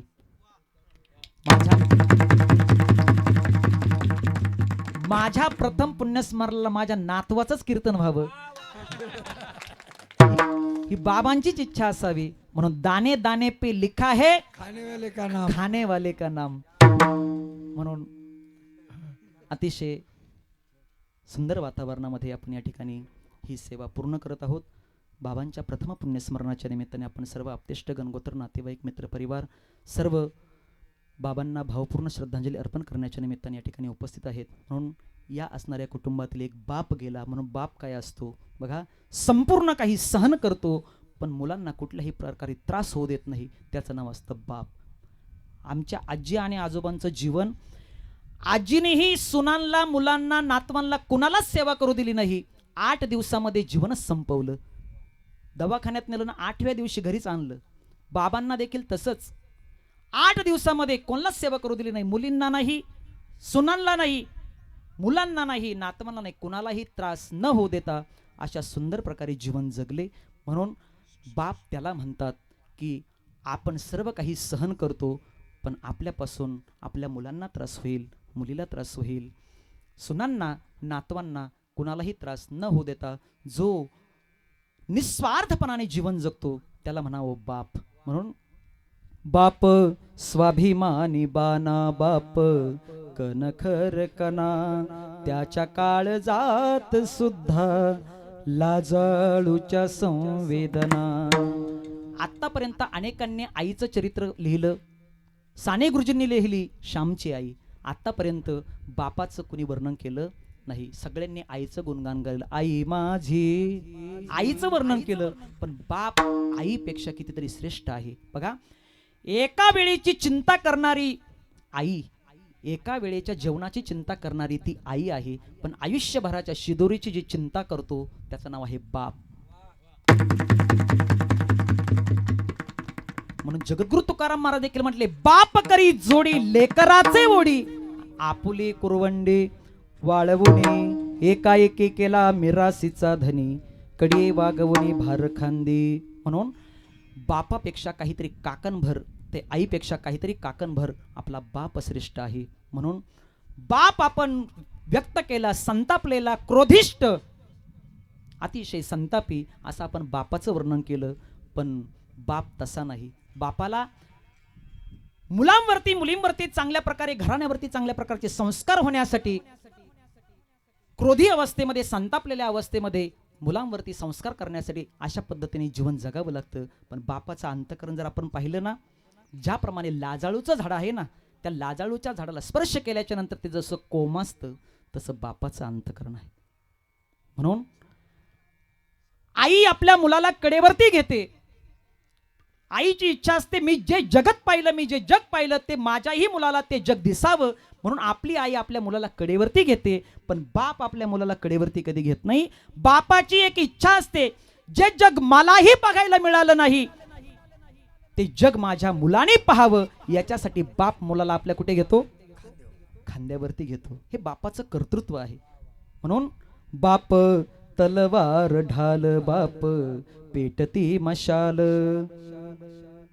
बाप जागतो म्हणून घर झोपते खुशाल. आपला बाप आपल्यासाठी रात्रंदिवस जागा आहे. म्हणून आपण आतमध्ये आरामशीर झोपतो. का? आपला बाप जागा आहे. जोपर्यंत आपला बाप जागा आहे तोपर्यंत आपल्या जीवनाला जागायला आपल्याला भीती नाही. पण ज्या दिवशी बापाचं कृपा छत्र आपल्या मस्तकावरून जाईल त्या दिवशी नक्की ठरून चालायचं. आता आपल्याला आधार देणारं कोणी राहिलं नाही. बघा, आई गेली, बाप गेल्याच्या नंतर आपण रडत असतो. रडत असताना अनेक लोक नातेवाईक आपल्या जवळ येतात आणि आल्याच्या नंतर म्हणतात, जाऊ दे, जी गोष्ट घडायची ती घडून गेली, पण आम्ही आहेत ना. अहो, तुम्ही आहे. तळहातांचा पाळणा करोनी संसार पेलविला, संसार पेलविला. ऊन वारा पावसात कधी नाही हटला, तवा मला बाप माझा डोंगरावनी वाटला, तवा मला बाप माझा डोंगरावनी वाटला. काळ्या शरीरात घाम जिरवत राहिला, नेहमी पोटावरती हात फिरवत राहिला. काळ्या शरीरात घाम जिरवत राहिला, नेहमी पोटावरती हात फिरवत राहिला. हकलेल्या थकलेल्या घाली सुतळी बांधुनिया, सुतळी बांधुनिया. भुकेचा बांध त्याचा कधी नाही फुटला, तवा मला बाप माझा डोंगरावरी वाटला, तवा मला बाप माझा डोंगरावरी वाट, तवा मला बाप माझा डोंगरावरी. एवढं दुःख बापाने सहन करावं, पण तरी देखील कुठल्याही प्रकारची तक्रार न करता ज्याने कुटुंबासाठी जीवन जगावं असा असणारा बाप श्री कैलासवासी दगडूबाबा या कुटुंबासाठी जगले. म्हणून त्यांच्या या प्रथम पुण्यस्मरणाच्या निमित्तानं आपण सर्व या ठिकाणी उपस्थित आहोत. श्री हरिभक्तीपरायण या कीर्तनाच्या निमित्तानं कल्याणजी महाराज पवार हे देखील या ठिकाणी उपस्थित आहे. त्याचप्रमाणे आपल्या गावचे सरपंच श्री गोविंद खर्डे, त्याचप्रमाणे तंटामुक्ती अध्यक्ष रंगनाथ पाटील खर्डे आदी करून आपण सर्व गावातील सुज्ञ मंडळी, पाहुणे मंडळी या ठिकाणी उपस्थित आहोत. बाबांना शेवटचा निरोप देण्यासाठी आपण या ठिकाणी बाबांना आदरांजली समर्पित करण्याच्या निमित्तानं आपण सर्व उपस्थित आहोत. या निमित्तानं सुंदर टाळकरी, सुंदर गायक अनिलजी महाराज कडलक, त्याचप्रमाणे या गावचं वैभव विश्वनाथ महाराज नवले, आरोटे अण्णा, आमचे अभिषेक महाराज धुमाळ मृदंगावरती साथ करण्यासाठी निलेशजी महाराज काळे, त्याचप्रमाणे जे आपल्या समोर छायाचित्रण करतायत या माझा कीर्तनकार या यूट्यूब चॅनलचे मालक श्री रमेशजी भुसारे या ठिकाणी शूटिंग करण्यासाठी, हे कीर्तन शूट करण्यासाठी या ठिकाणी उपस्थित आहे. बाबांचं प्रथम पुण्यस्मरण तुम्हाला ज्या ज्या वेळेस आठवण होईल त्या त्या वेळेस यांच्या चॅनलला सबस्क्राईब करा, अजून लाईक करा आणि घंटीचं बटन दाबायला. हा, अतिशय सुंदर माझा कीर्तनकार यूट्यूब चॅनल या ठिकाणी ते शूटिंग करण्यासाठी उपस्थित आहे. आणि हा असणारा सुंदर आवाज आपल्यापर्यंत ज्यांनी पोहोचवला ते आपल्या गावचे परशुरामजी कैलासवासी परशुरामजी वाळे पाटील यांचे सुपुत्र सूरज वाळे या ठिकाणी उपस्थित आहे. सुंदर साऊंड सिस्टम आहे, त्यांना सांगावं लागत नाही इथे काहीतरी सोडा, तिथे काहीतरी कमी करा, असं काही नाही. पण अतिशय सुंदर या ठिकाणी हे कीर्तन या ठिकाणी संपन्न झालं. आणि संपन्न होत असताना सर्व पाहुणे मंडळी, आमचे एरंडे सर ते देखील या ठिकाणी उपस्थित आहे. पाहुणे मंडळांमध्ये आमचं देवगावचं भजनी मंडळ, दत्त प्रेरणा भजनी मंडळ, त्याचप्रमाणे दत्त सेवा दिंडी मंडळ, आमचे दिगंबरजी नालकर, त्याचप्रमाणे आमच्या दिंडीचे अध्यक्ष भाऊसाहेबजी शिंदे, त्याचप्रमाणे सुखदेवदादा शिंदे, लहान भाऊ पावसे, त्याचप्रमाणे पुंजाहरी महाराज पावसे आदी करून जालिंदर भाऊ वरपे, आपण सर्व या ठिकाणी उपस्थित आहोत. आपणा सर्वांच्या उपस्थितीमध्ये बाबांचं हे प्रथम पुण्यस्मरण या ठिकाणी संपन्न झालं. म्हणून झाली कीर्तनरूपी सेवा बाबांच्या चरणी समर्पित करून या असणाऱ्या कीर्तनरूपी सेवेला आपण या ठिकाणी पूर्णविराम देऊया. विठ्ठल जय जय विठ्ठल, विठ्ठल जय जय